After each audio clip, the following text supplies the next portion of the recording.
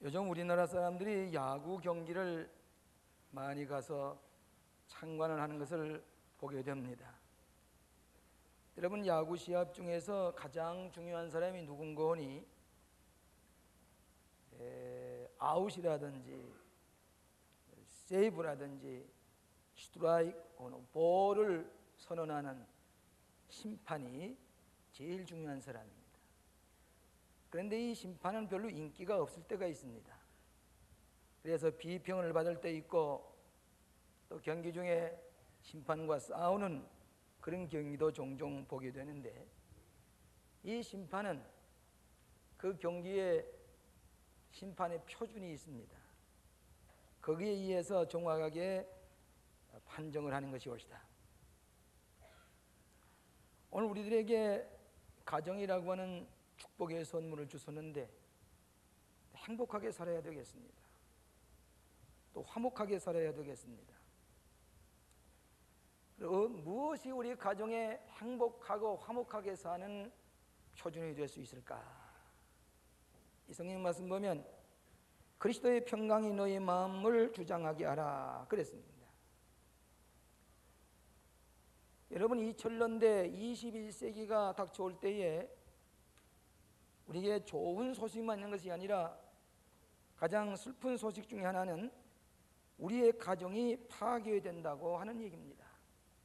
과거와 같은 가정이 아니고 새로운 형태의 가정이 되는데 이 가정에 큰 혼란이 오게 될 것이다 하는 그런 얘기입니다.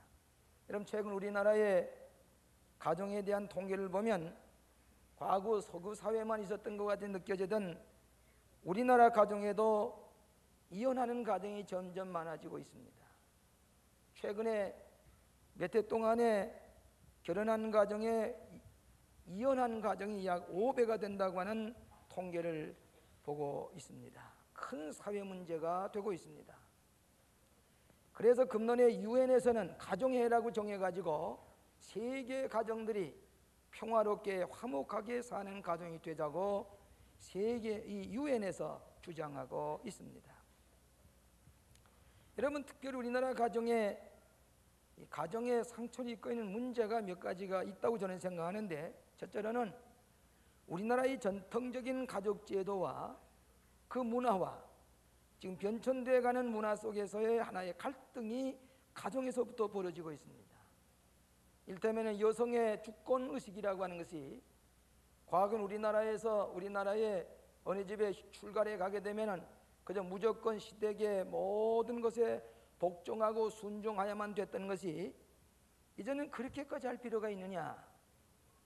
그래서 여성의 주권의식을 주장하는 그런 전통적인 문화, 가정의 문화와 새로운 이 문화의 변천과 더불어 갈등을 일으키고 있다고 하는 것입니다. 그 다음에 또 하나는 현대는 매우 즉흥적이기 때문에 감정적으로 일 처리를 많이 합니다.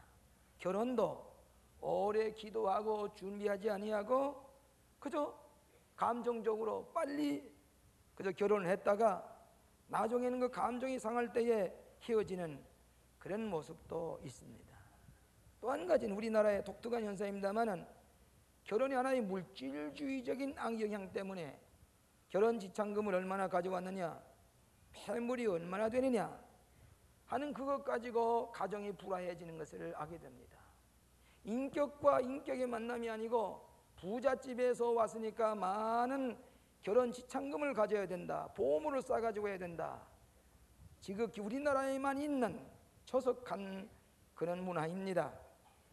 그래서 시달리다 못해서 헤어지는 그런 가정을 보게 됩니다. 이 가정이라고 하는 것은 인격적이며 신성한 계약관계가 됨에도 불구하고 인격적인 계약관계, 신성한 종교적인 의미의 계약관계가 결여되어 있기 때문에 자기 마음대로 쉽게 헤어지는 가정의 파괴를 가져오는 그런 가정을 볼 수가 있습니다. 최근에 우리 교우들 가운데도 화목하고 행복해야 할 가정인데도 불구하고 불행해지고 불화하고 갈등과 고민 속에서 차라리 이런 가정이 이루지 않았더라면 좋을 뻔했다고 하는 그런 후회하는 가정도 없잖아 있습니다. 그런데 우리 기독교 신앙은 가정의 행복과 평화로부터 시작됩니다. 그렇기 때문에 우리 기독교는 언제나 가정 중심의 종교입니다. 예수님께서도 공생을 시작할 때에 결혼식에 참여하셔서 맹물로 포도주를 만들어 축복해 주심으로 그 가정의 축복을 허락하시는 예수님의 모습을 보아서도 우리 기독교는 가정을 화목하게 하고 평화롭게 하고 기쁘게 하는 비결을 가지고 있는 종교라, 그렇게 말할 수가 있겠습니다. 오늘 아침에 화목을 이루는 가정의 비결이 뭐냐, 화목한 가정을 이루는 비결의 몇 가지를 그저 성경 말씀 있는 대로 같이 생각하고 은혜를 나누고자 합니다. 첫째로는 사랑의 띠로 묶은 가정입니다. 사랑의 띠로 묶은 가정이 되어야 한다는 것입니다. 여기 성경 말씀 12절에 보면 그러므로 너희는 하나님의 택하신 거룩하고 사랑하신 자처럼 택하고 거룩하게 구별된 가정입니다. 궁휼과 자비와 겸손과 온유와 오래 참음을 옷 입고 누가 누구에게 혐의가 있거든 서로 용납하며 피차 용서하되 주께서 너희를 용서하신 것 같이 너희도 그리하고 이 모든 것 위에 사랑을 더하라. 이는 온전하게 매는 띠니라.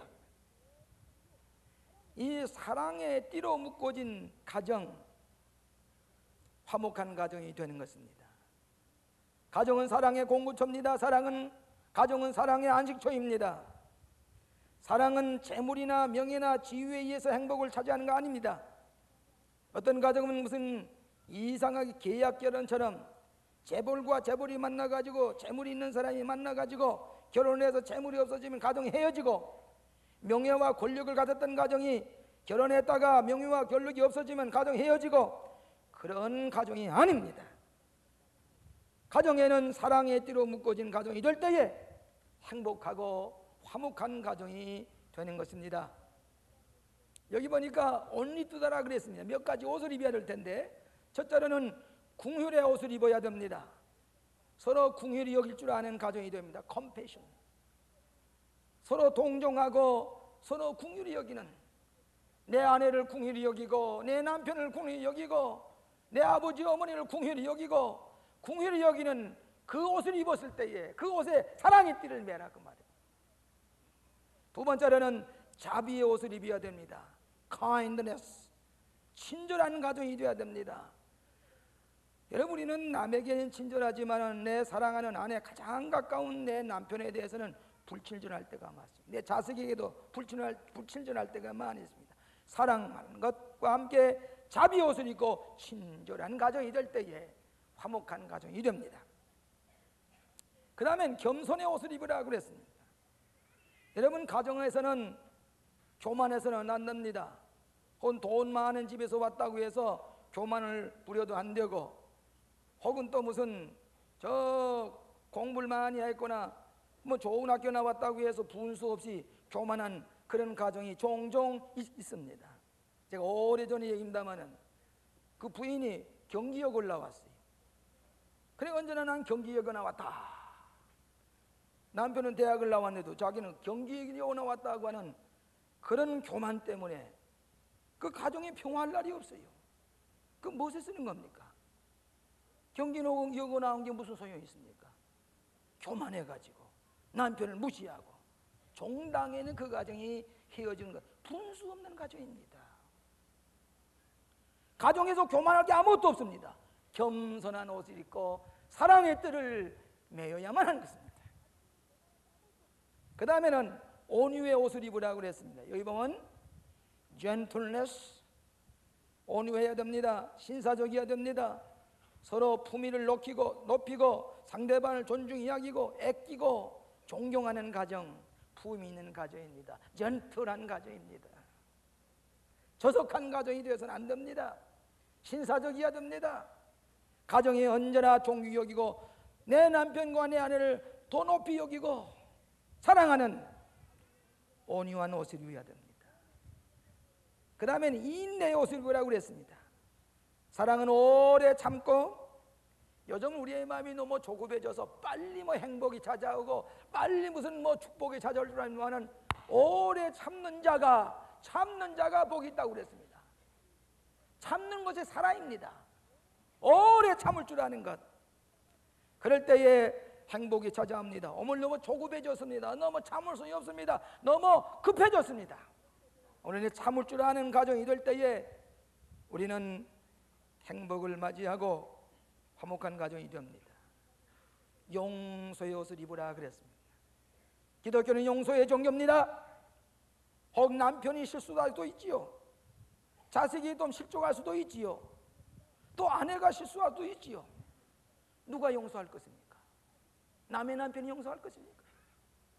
남의 아내가 용서할 것입니까? 내가 용서하고 감싸고 내가 용납하고 품어주고 용납할 때에 그 가정은 평강한 가정이 되고 화목을 이루는 가정이 되는 것입니다. 용서의 옷을 입으라. 가정은 거룩한 피난처입니다. 우리들이 세상에 나가도 고통을 당하고 시련을 당하고 불안해지고 긴장과 스트레스에 쌓여 있다가도 내 가정에 돌아오면 평안하고 내 가정에 돌아오면 치유를 받고 내 가정에는 기쁘기만 하고 새로운 용기를 얻는 사랑의 안식처 가정입니다. 제가 공군에 있을 때 보니까 이 공군의 파이로트가 비행기를 타고 나가서 사고가 나면은 큰 사고가 납니다. 큰 재산의 손실도 옵니다. 사고가 난 다음에 자세히 살펴보면은 꼭 가정에서 불화했든지 가정에 화목하지 못했다든지 가정에서 싸움을 했다든지 가정에 무슨 관계성이 파괴될 때에 그냥 비행기를 타고 나간다든지 해서 어떤 순간에 다른 생각을 많이 하게 됩니다. 이상한 생각을 하다가 기회를 놓치고 시간을 잘못되게 되면 큰 사고가 납니다. 자동차 타고 가는 것도 마찬가지. 자동차 사고 나는 사람들이 가만히 보면은 다른 생각하다가 집에서 불안한 생각, 집에서 가정에 여러 가지 어려운 생각, 그 마음 가지고 자동차 운전을 하다가 어떤 때는 갑자기 뭔 생각이 이대로 몰고 가다가 어디에 부닥쳐서 죽고 말까. 그런 섬찟한 생각이냐. 그건 내 생각이 아니죠. 사탄이 지배하는 생각이죠. 그런 생각을 하면 잡된 생각하다가 갑자기 핸들을 돌아야 할 때 돌지를 못하고 이상할 때 위급함을 대치 못할 때 사고가 나서 자기 생명일 뿐만 아니라 남의 생명까지 빼앗기. 가정이 평화해야 됩니다. 가정이 화목해야 됩니다. 그래야 안전사고가 일어나지 않습니다. 어떤 사람이 행복한 가정을 위한 세 가지 제안을 하면서 첫째는 미워하는 농도보다는 약간만 더 짙은 사랑을 가져 보십시오. 우리가 자꾸 미워하는 생각보다는 그보다 조금 짙은 사랑을 하십시오. 두 번째로는 주장하는 농도보다는 약간만 더 짙은 타협을 하십시오. 여러분 너무 자기 주장만 해도 가정에는 화목하지 못합니다. 남편이 싫어하는 거 자꾸 주장할 건 뭡니까? 아내가 싫어하는 거 자꾸 자기가 주장할 건 뭐입니까? 내 주장을 낮추고 서로 타협하는 그런 가정이 될 때 화목한 가정이 되는 것입니다. 세 번째로는 최악의 겨울을 생각하는 보다 약간만 더 최선을 믿으십시오. 최악의 경우만 생각하는 게 아니라 보다 더 최선의 것을 믿고 행할 때에 그 가정은 행복한 가정이 될 수가 있는 것입니다. 사랑의 띠를 묶는 평강의 화목의 가정이 되시기를 주의 이름으로 축원합니다. 두 번째로는 평강이 주장하는 가정이 되어야 됩니다. 여기 15절에 보니까 그리스도의 평강이 너희 마음을 주장하게 하라. 평강을 위하여 너희가 한 몸으로 부르심을 받았나니 그랬습니다. 여러분 현대 가정은 과거보다도 좋은 집에 좋은 환경, 뭐 우리 가정 내부의 모든 갖가지는 우리가 세계에서 아마 우리 대리석으로 꾸민 집들, 좋은 아파트, 아마 우리 미국에도 그런 집 없는 데가 많이 있습니다. 그런데 그 가정에 평화가 없어요. 그 가정이 화목하지 못해요. 아무리 대리석으로 꾸민 집일지라도 그 가정에 화목이 없으면 그 가정은 지옥이지요. 다른 것이 지옥, 그 지옥이 아닙니까 그거? 이 평강이라는 말은 헬라 말로 에일레네 그랬습니다. 에일레네란 말은 함께 짜고 함께 엮는다는 뜻인데, 한 가정이 한 몸이 아닙니까? 서로 짜고 서로 엉켜서 평화를 이루는 가정이 되어야 하는 것입니다. 최근에 평양을 방문하고 돌아온 우리 한국인 미국 목사님이 지난 주간에 평양을 방문하고 서울에 와서 제 방에 둘렀습니다. 그러면 제대에 절더러 무슨 사정을 얘기를 그 짝의 평편을 얘기하는 걸 들어보니까 간단히 얘기해서 지금 북한에 살고 있는 사람 너무너무 배가 고프고 고달프고 힘이 드는데 네 가지 소원이 있는데, 하나는 입쌀밥을 먹고, 두 번째는 고깃국을 먹고, 그 다음에 세 번째는 비단 옷을 입고, 네 번째는 기와 집에 사는 것이다. 이 기본적인 인간의 욕구, 이것이 저들의 욕구인데 결국은 그것은 자본주의적인 욕구가 틀림이 없단 말이에요. 그런데 아무리 기와 집에 살고 비단 옷을 입고 고깃국을 먹고 한다고 할지라도 마음에 미움이 있고 증오심이 있고 부정적이고 파괴적인 생각이 있으면 그건 행복이 없는 가정입니다. 평화가 없는 가정입니다. 마음의 평화가 없기 때문에, 마음의 기쁨이 없기 때문에 생산등을 갈 수가 없어요. 똑같은 땅에 똑같은 사람들인데 왜 저렇게 가난해서야 됩니까? 마음의 증오심과 파괴하는 마음과 미움과 평화가 없으니까 일의 창조력이 없는 것입니다. 신앙으로 그리스도의 평강이 우리의 마음을 주장할 때에 화목한 가정이 됩니다. 그래도 하나님이 힘을 주십니다. 하나님께 격려해 주십니다. 하나님께 여러분 인도해 주십니다. 하나님께 여러분 구원해 주십니다. 불평과 원망과 시비가 있는 부정적인 생각이 우리의 마음을 지배할 때는 가정에는 평화가 떠나갑니다. 화목이 떠나갑니다. 얼마 전에 미국에 베스트셀러가 되었던 책 한 권이 있는데, 돌러스 컬렌이라는 사람이 쓴 건강한 가정의 모습이라 하는 그 책입니다. 그 책의 8가지를 이렇게 얘기했습니다. 첫째로는 가족 사이에 말하고 듣는 것을 성의 있게 하라. 아내나 남편 하는 얘기를 성의 있게 듣고 성의 있게 말하라. 아주 우리 가정에서 남편과 아내 사이에 무성의한 말을 주고받을 때가 종종 있지요. 두 번째로는 가족들이 서로 협력하여 안정된 자기 모습을 견지하라. 가족들이 서로 협력해서 셀프 이미지, 내 자기의 정체의 모습을 언제나 자기 나름대로 견지해 가라. 세 번째, 놀이의 분위기와 유머를 잃지 말라. 오늘 너무 우리의 유머와 모든 리크리에이션은 텔레비전에 다 위임해 버리고 우리 가정의 그 재미있는 놀이 분위기가 없어졌습니다. 유머화도 없어졌습니다. 여러분이 가정이 긴장될수록 유머화를 하는 것이 얼마나 좋은지 몰라요. 그럴 때 가정이 한번 확 웃고 나면은 긴장이 다 풀립니다. 너무 점잖을 피면 가정은 박물관이 되고 맙니다. 박물관. 소문 만복내라. 웃는 집에 그 문에 복이 찾아온다 그랬지요. 오늘 우리 가정에 좀 유머화가 있고 놀이가 있는, 리크리에이션이 있는, 그야말로 가정에 리크리에이션이 있어야 재창조의 용기를 가지고 사회에 나가서 창조적인 일을 하고 성공적인 일을 할 수가 있습니다. 가정에서 그것이 회복되지 못하면 날기쪽이 다 떨어져 나간 수탉 모양으로 아무런 힘. 오늘 가정에서 우리의 모든 새로운 용기를 얻는 그런 새 창조를 일으킬 수 있는 그런 가정이 돼요. 네 번째로는 분쟁을 맺어짓는 것은 빠르면 빠를수록 좋다. 여러분 가정에 혹 싸움이 있을 수도 있지요. 여러분 가정 싸움은 칼로 물베기라 그랬죠. 우리 가정의 싸움은 빨리 해결해야 됩니다. 스스로 자기의 권위를 높이기 위해서 누가 항복하고 들어오나 보자. 그러면서 그동안에 시간이 끌면 끌수록 더 마음이 굳어지고 더 괴로움이 가산이 됩니다. 그런 거로 분쟁이 맺어지고 빨리 남편이 먼저 손을 잡고 화목해야 됩니다. 다섯 번째로는 바르고 그릇된 것을 분명히 하는 것은 건강한 가정의 초석이다. 바르고 그릇된 것을, 가정에서 옳고 그르고 선하게 분별이 분명한 가정이 될 때, 자녀들도 마찬가지입니다.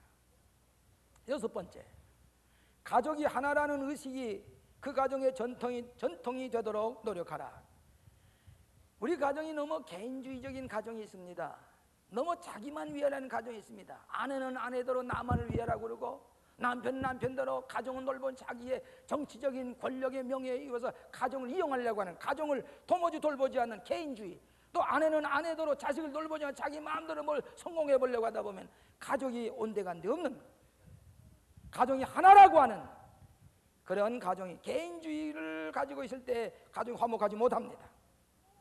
일곱 번째, 가족과 더불어 나누는 기쁨을 맛보는 것이 행복의 요소이다. 서로 나누어야 돼요. 쉐어링, 서로 같이 뭔가 좋은 것을 나눌 줄 아는 가정이 될 때에 행복한 가정이 됩니다. 여덟 번째는 대외적 봉사는 가정의 행복을 위하여 이바지한다. 남을 위해서 볼런티어, 좀 뭘 봉사하려고 하는 마음.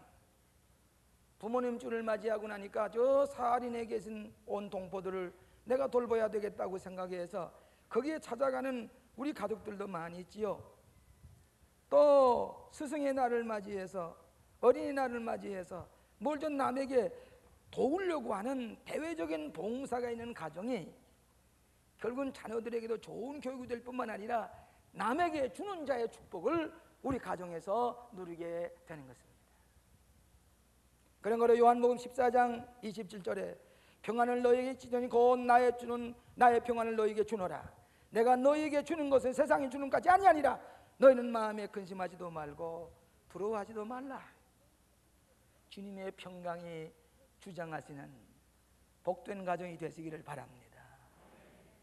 그저 내가 평화를 위하여야지, 이 가정의 평강을 위하여야지. 아내도 남편도 자녀들도 그 마음을 가지면 화목한 가정이 될 것입니다. 그 다음에 세 번째는 말씀과 지혜가 풍성한 가정이 되어야 됩니다. 3장 16절에 보면은 그리스도의 말씀이 너희 속에 풍성히 거하여 모든 지혜로 피차 가르치며 권면하고 그랬습니다. 하나님의 말씀이 지혜가 충만한 가정이 될 때에 그 가정은 화목한 가정이 됩니다. 하나님의 진리의 말씀이 풍성한 가정, 우리의 삶을 인도하고 우리를 구원의 길로 인도하시는 이 말씀이 풍성해야 됩니다. 시편 119편 11절에 보면 내가 주께 범죄치 아니하려 하여 주의 말씀을 내 마음에 두었나이다. 범죄하지 않기 위해서 하나님의 말씀이 내 마음가운데이다. 여러분, 가정에서 자녀들과 같이 하나님의 말씀을 가지고 예배드리고 하나님의 말씀을 잘 가르치는 가정은 자녀들은 범죄하는 자녀들이 생기지 않습니다. 부모님들이 어렸을 때는 그저 아버지 어머니가 절대자로 보이지만은 사춘기가 지난 데부터는 아버지나 어머니 말하는 말과 행동이 달리게 되면 우리 아버지 어머니 위선자라구나, 그렇게 얘기가 쉽습니다. 그런데 그때마다 나도 이렇게 부족한 사람이고 부모도 부족하고 약점이 많은데 우리 같이 하나님의 말씀에 절대적인 표준을 가지고 살아갈 때에 그 자녀들도 그렇고 가정들도 그렇고 절대적인 말씀을 가르치고 훈계를 받고 권면하게 될 때에 그 가정은 화목한 가정이 될 줄로 믿습니다. 여러분, 미국에 자녀들을 많이 보내는데 참 어떻게든 그 부모님 얼마나 여기서 마음이 졸이겠습니까? 그 사춘기에 있는 딸을 보내고 외아들을 보내고 그 아들이 가서 남의 집에 가서 낯설은 땅에 가서 언어도 다른 데 가서 지나는데 얼마나 어렵겠어요. 한 가지 방법이 있습니다. 그저 하나님의 말씀대로 살고 하나님의 말씀대로 살도록 그 아이에게 철저하게 교훈주고 하나님의 말씀 읽고 그러고 지나라고 할 때에 곁길로 갈 수가 없습니다. 우리 가정에 우리 교우 중에 한 아들 하나 있는 그 아드님이 미국에 갔는데 집에서 가정예배 보듯이 아침마다 혼자서 성경 읽고 찬성 부르고 그리고 헌금을 해가지고 그걸 교회에다 바쳐요. 그 아이 곁길을 나가겠습니까? 사탄이 유혹하겠습니까?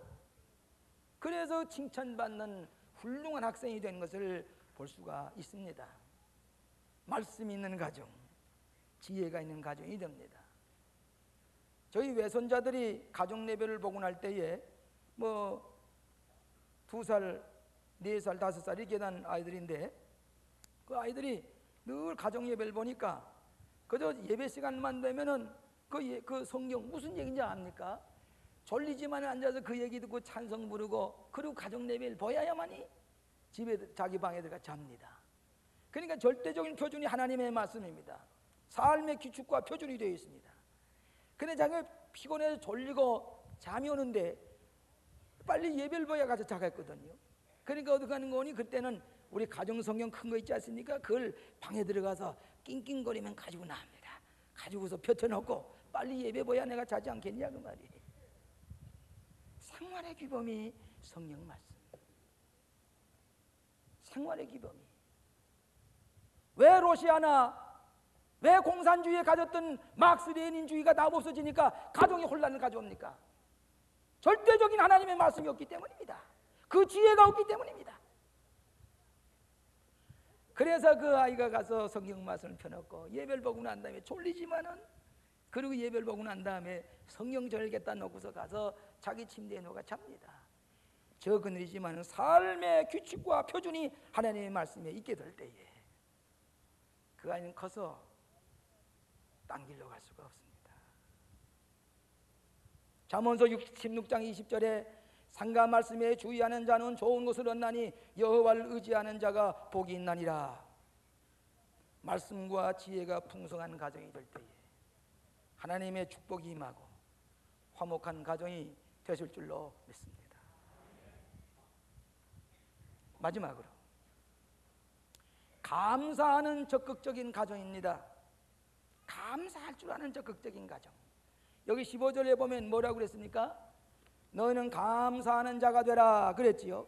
감사하는 자가 되라. 감사함으로 하나님을 찬양하고 또 무엇을 하든지 말이나 일이나 다 주 예수 이름으로 하고 그를 힘입어 하나님 아버지께 감사하라.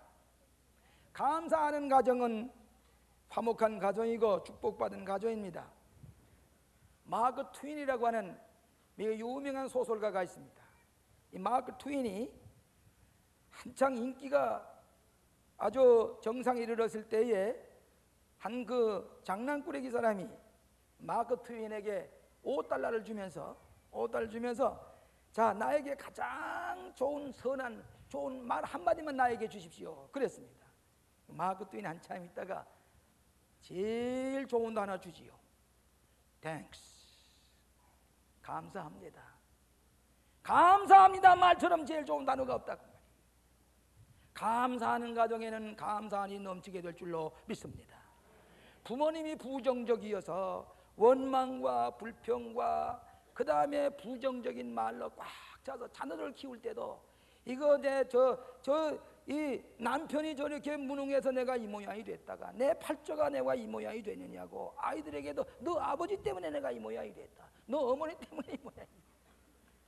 그러면 자녀들이 말이야 그거 듣고 본 다음에 가서 또 뭐라고 좋은 가정에 가서도 남편 비방하고 불평스러우니 감사한 말이 부정적인 가정에 자라나는 부정적인 유산을 가지고 남의 집 가서 부부라는 가정이 만듭니다. 아무리 어렵다고 해도 감사합니다. 적극적이고 긍정적인 그런 가정에 있는 자녀들은 결혼해 가서도 그저 모든 부정적인 긍정적인 행복한 가정으로 만들 수가 있게 되는 것입니다. 감사하는 생활. 감사가 없는 가정의 6가지 위기, 6가지 danger, 위기에 대해서 위험에 대해서 이렇게 얘기하는 것을 보았습니다. 첫째로 우리 가정에 위험을 가져오는 것은 불만입니다. discontent. 만족이 없어요. 불만입니다. 늘 불만스러운 가정. 근데 성경은 뭐라고 그래요? 자족하기를 배우라고 그랬지요. 왜 불만스러운 거니? 내 남편을 자꾸 남의 남편과 비교해 봅니다. 내 아내를 남의 아내와 비교해 봅니다. 내 자식과 남의 자식과 비교해 봅니다. 이거 잘못된 생각입니다. 내 아내처럼 소중한 게 없고 내 남편처럼 내 자식처럼 소중한 천하의 이 귀한 하나님의 축복의 선물을 우리가 불만스러운 생각, 남과 비교해봐서 얼마나 미련한 생각인지 알 수가 없습니다. 그래서 내 아내가 너무 소중하고 내 남편이 너무너무 소중하고 내 자식처럼 귀한 분이 없고 늘 만족스러운 가정이 될 때에 화목한 가정이 될 줄로 믿습니다. 디모데서 6장 6절에 보니까 지족하는 마음이 있으면 경건이 큰 유익이 되나니라. 만족한 마음을 가정은 행복한 가정이 되는 것을 믿으시기 바랍니다. 남이 아무리 좋은 가정이게 아무런 문제가 없어 그 가정을 알고 보면 우리 문제보다 더 심각한 문제가 있어요. 돈이 더 많은 것 같지만 알고 보면 더 심각한 문제가 있어요. 두 번째로는 무례입니다. 무례한 것. 여러분, 우리가 요즘 너무 문화가 발달되면서부터 생각 없이 젊은이들 행동하는 건 많이 봅니다. 품위가 떨어집니다. 예절이 너무너무 없어요. 크리스찬은 무엇이냐? 예절을 가진 사람입니다. 예절 바른 것이 크리스찬입니다. 그래서 저는 우리 교인들이 어디가 좀 무례한 것 보이면은 아이고, 예절이 좀 바라야 될 텐데. 요즘 젊은 사람들은 예절을 배울 데가 없어요. 자기 마음대로 행동합니다. 품위가 떨어집니다. 자기의 모습이 무례하기 짝이 없고 남에게 이마살을 찌푸리게 합니다. 무례하기 짝이 없는 거. 그래서 성경은 뭐라 했습니까? 사랑은 무례하지 아니하고 내 가까운 아내나 남편이나 자녀들에게 예절 바라야 됩니다. 그럴 때 매력이 있습니다. 예절 바른 생활에 매력이 있고 신선하고 사랑스럽고 기쁘고 즐거운 것입니다. 무례한 가정에는 지루해집니다. 답답합니다. 왜 저렇게 무례할까? 이제 오래전에 우리 친구 하나가 결혼을 하려고 교제한 시기가 있었습니다. 애인과 같이 교제하면서 뭐 결혼하고 약혼하고 결혼할 것이 생각을 하고 있었는데 뭐 그때는 요즘은 뭐 피자도 있고 뭐 켄터키 후라이 치킨도 있지만 그때는 제일 그저 쉽게 가는 것이 짜장면 먹으러 가는 거예요.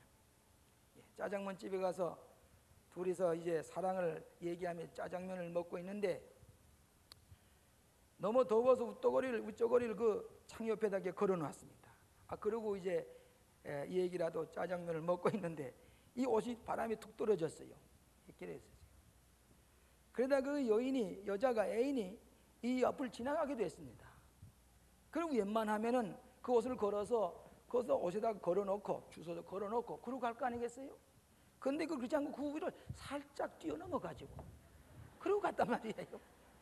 그래 갔다 온 데는 가만히 생각하니까 도대체 이렇게 불의한, 이렇게 무례하고 이렇게 여절이 없는 여자와 같이 살다가 이게 팔자가 뻗어나갔구나. 그래서 짜장면 한 그릇 먹고 다음에 굿바이.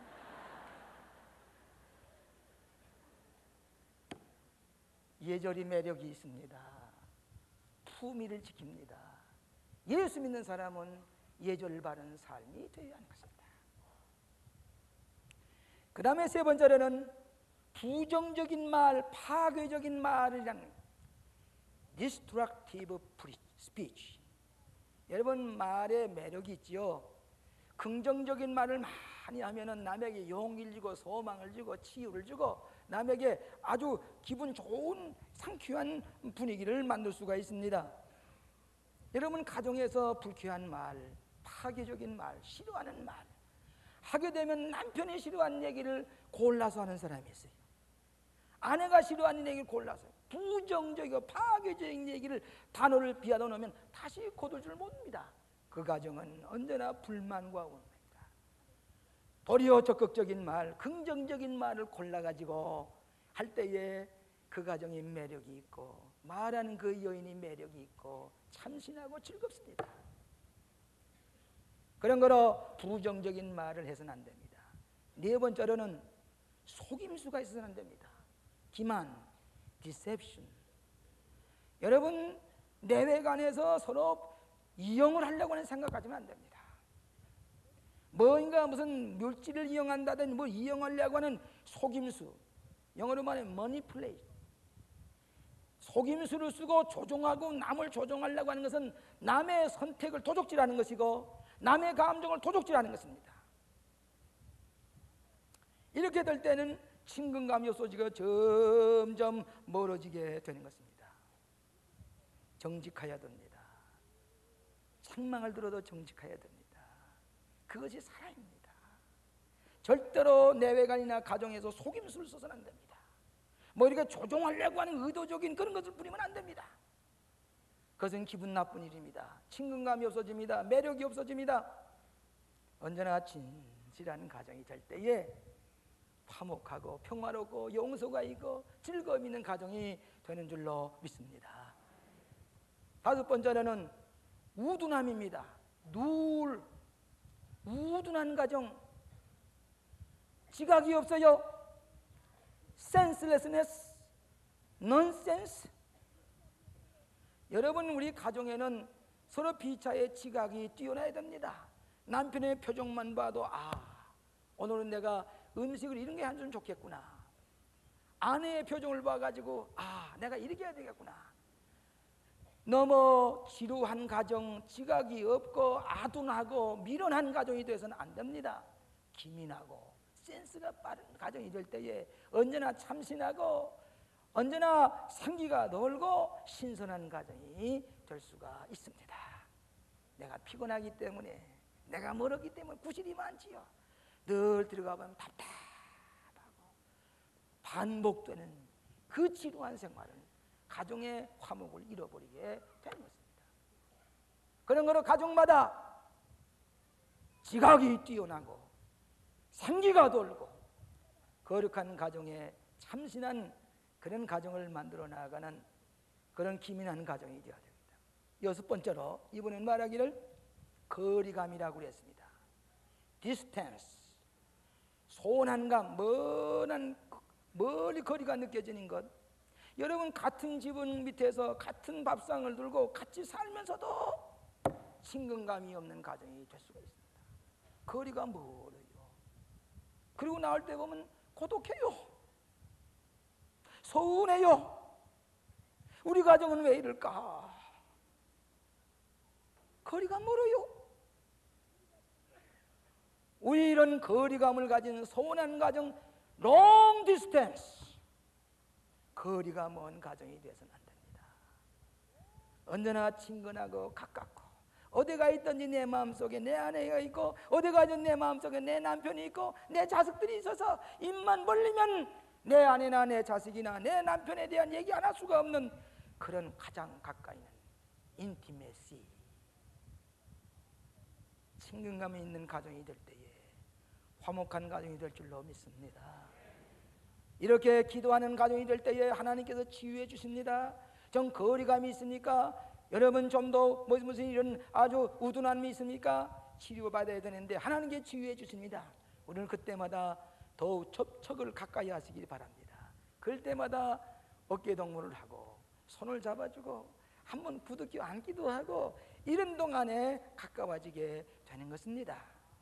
그 다음에 눈을 서로 자세히 보라 그 말입니다.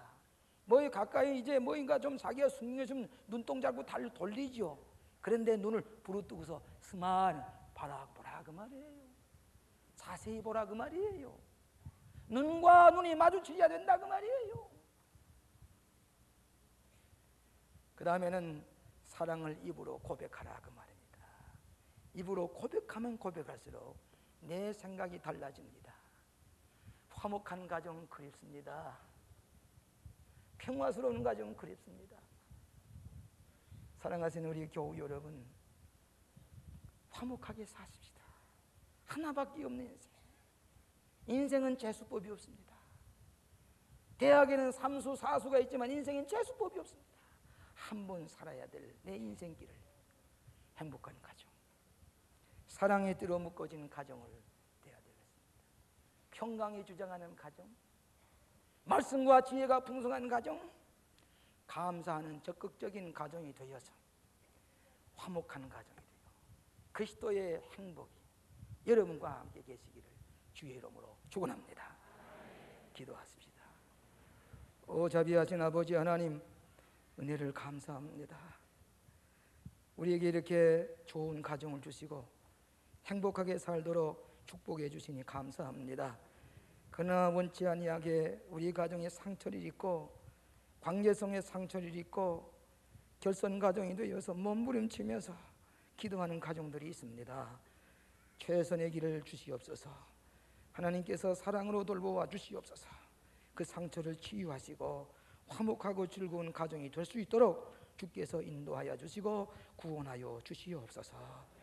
우리 사랑하는 모든 믿음의 가정들, 오늘 처음으로 교회 찾아 나오신 가정들, 아버지 화목한 가정이 되어서 주님께 영광을 돌리며 만족하고 기쁜 생활이 되게 하여 주시옵소서.